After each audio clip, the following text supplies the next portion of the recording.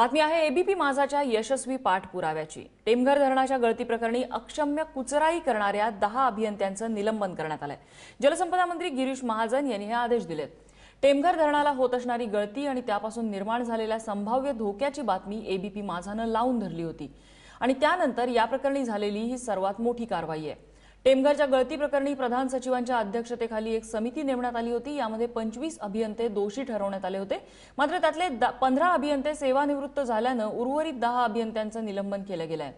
या प्रकरणात आतापर्यंत कंत्राटदार आणि अभियंते अशा एकूण 34 जणांवर गुन्हे दाखल करण्यात आलेले आहेत। या कारवाईनंतर आता कंत्राटदारांवरही कारवाई व्हावी अशी मागणी केली जाते।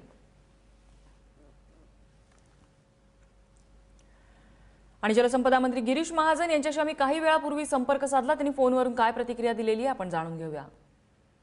धरणाच्या बाबतीमध्ये गेल्या वर्षीच आम्ही त्या ठिकाणी चौकशी अर्ज दिले होते, ज्यावर एक समिती नेमलेली होती आणि त्या समितीने आपला अहवाल या ठिकाणी दिलेला होता। पण तो आपण या पृष्ठ लावून धरला, हा उचलला आणि निश्चित त्यामुळे त्याला जास्त गती आली, हे कबूल करावं लागेल। पण तो या ठिकाणी या प्रकल्पामध्ये जवळपास 25 अधिकारी हे सगळे निलंबित केलेले आहेत। त्या कार्यकाळामध्ये त्याचे जे अधिकारी त्या ठिकाणी काम बघत होते ते 25 अधिकारी निलंबित केलेले आहेत। त्यातले 15 अधिकारी ह्याच सेवानिवृत्त आहेत, 15 अधिकारी रिटायर झालेले आहेत आणि 10 अधिकारी सध्या कार्यरत आहेत। त्या 10ही कार्यकर्त्यांना आम्ही निलंबित केलेलं आहे।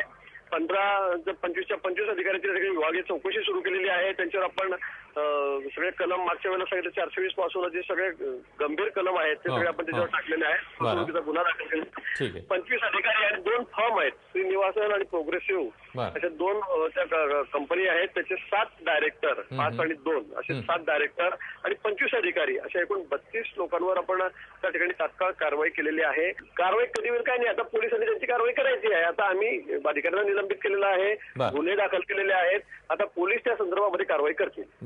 महाजन सर, त्यासोबतच साताऱ्यातल्या तारळी धरणाची देखील स्थिती आम्ही समोर आणलेली होती। त्या अनुषंगाने आपण काही चौकशी आदेश किंवा काही कारवाई करताय का? तारळी धरणाच्या बाबतीमध्ये थोडी गळती त्या ठिकाणी मी माहिती घेतली आपण सांगितल्याप्रमाणे आणि कालच आपण बघितलं की आपण या मेरीने आम्हाला या ठिकाणाची डॅम सेफ्टी ऑर्गनायझेशन आहे सुरक्षा विभाग धरणाचा आणि त्या बाबतीत त्यांचाही अहवाल आमच्याकडे आलेला आहे। परंतु थोडी मोठी गळती, अनेक धरणं जुने आहेत, पुराणे आहेत, त्यामुळे त्यांची थोडीफार गळती त्या ठिकाणी असते। पण तो जास्तीत जास्त गंभीर धोका आहे किंवा गंभीर अशी 3 धरणं होती, त्यातल्या एका धरणाचं काम पूर्ण झालेलं आहे आणि सेकंड रँक मध्ये जे आहेत, दुसऱ्या प्रवर्गातले जे आहेत ते जवळपास 400 धरणं आहेत। ती म्हणजे त्याचं मेंटेनन्स करावं लागतं अशा पद्धतीची आहे, पण त्याचा धोका नाही कुठलाही। मला वाटतं लवकर ही कारवाई पूर्ण होईल।